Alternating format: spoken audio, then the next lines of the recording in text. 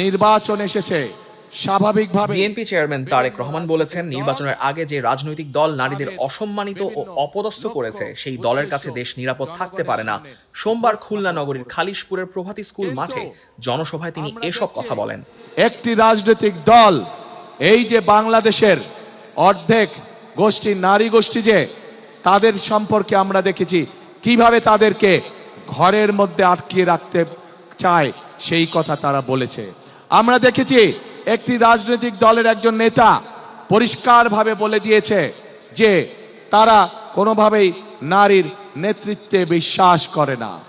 আমরা দেখেছি একটি রাজনৈতিক দলের নেতা পরিষ্কারভাবে দুদিন আগে বলেছে যে যে সকল মহিলা, যে সকল মা বোনেরা কর্মসংস্থানের উদ্দেশ্যে কর্মসংস্থানের জন্য যান, তাদেরকে প্রিয় ভাই বোনেরা, আপনাদের সামনে আমার বলতে রীতিমতন লজ্জা হচ্ছে, এমন একটি শব্দ সে আমাদের সব মা বোনদের জন্য ব্যবহার করেছে যা এই দেশের জন্য একটি কলঙ্ক স্বরূপ। প্রিয় ভাই বোনেরা, এই বাংলাদেশে খেটে খাওয়া মানুষের পরিবারের অধিকাংশ নারী কোনো না কোনোভাবে সংসারের উপার্জনের জন্য কাজ করে থাকে। এই বাংলাদেশের লক্ষ লক্ষ 50 লক্ষের উপরে নারী আজ যেই গার্মেন্ট শিল্প নিয়ে সকলে গৌরব করে, সেই গার্মেন্ট শিল্পে নারী শ্রমিকরা কাজ করেন।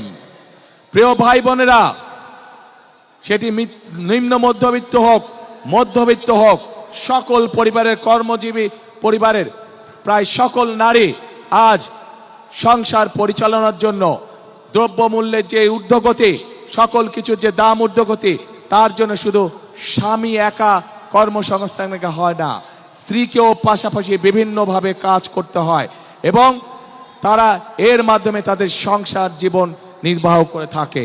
কিন্তু আজ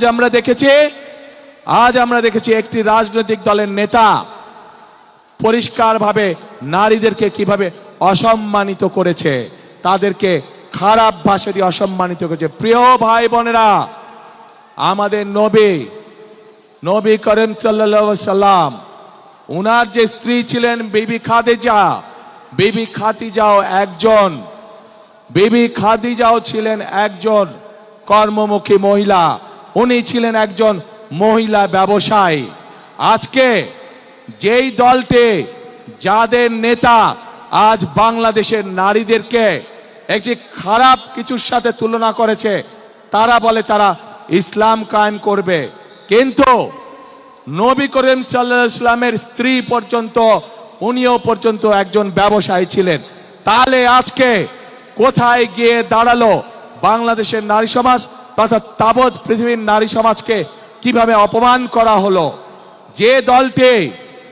যে দলটি নির্বাচনের আগে দেশের অর্ধেক জনগোষ্ঠীকে ঘরের মধ্যে বন্দী করতে চায়, যে দলটি নির্বাচনের আগে দেশের অর্ধেক জনগোষ্ঠীকে অসম্মানজনকভাবে কথা বলে, তাহলে আপনাদের কাছে আমার প্রশ্ন, আজকে নির্বাচনে যদি তারা কোনোভাবে সুযোগ পায় নির্বাচন পরবর্তী সময়, তাহলে তাদের আচরণ কি হতে পারে? কাজেই প্রিয় ভাই বোনেরা, এরা শুধু নিজের স্বার্থের কথা বোঝে, এরা ধর্মকে ব্যবহার করে নিজেদের স্বার্থ রক্ষা করার জন্য। যেখানে প্রয়োজন সেখানে তারা তাদের মতন করে ধর্মকে ব্যবহার করে। আমরা গতকাল দেখেছি, যখন এই কথা বলার পরে তীব্র সমালোচনা শুরু হলো নারী সমাজ থেকে, যখন এই কথা বলার পরে তীব্র সমালোচনা শুরু হলো সমাজের প্রত্যেকটি মানুষের কাছ থেকে, তখন তারা বলছে তাদের এই আইডি নাকি হ্যাক হয়ে গিয়েছিল। প্রিয় ভাই বোনেরা, এই বিষয়ে যারা বিশেষজ্ঞ তারা পরিষ্কারভাবে বিভিন্নভাবে বলেছে যে আইডি এইভাবে হ্যাক হতে পারে না।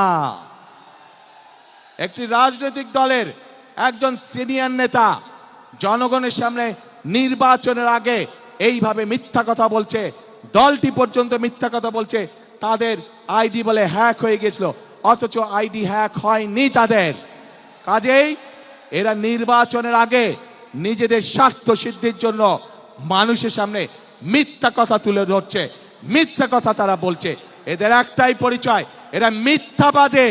এরা নিজেদের প্রয়োজনে নিজেদের সাথে এরা মিথ্যা কথা বলে।